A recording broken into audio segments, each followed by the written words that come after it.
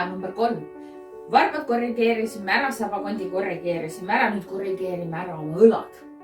Õlad on tavaliselt inimestel natukene üleval. See tuleb külmas, see tuleb sellisest emotsioonist, et ma pean ennast kaitsma, see on selline kokkutõmbamine. Hakka igapäevaselt märkama, et sul on õlad natukene liiga pinges, sa lihtsalt lõdvestanud ära. Siis tehakse joogastel selline asi, et tõmmatakse habaluud natukene selja pealt kokku ehk avatakse siit ringkere, aga samal ajal ei tohi õlgadesse pinget jääda ehk kogu aeg shake it baby, nii et vaatad, lased lõdvaks, vaatad, lased lõdvaks, vaatad, lased lõdvaks.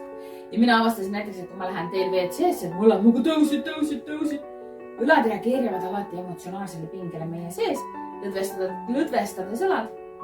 Muudame me tegelikult ka natukene seda emotsionaalset pingsust enda sees.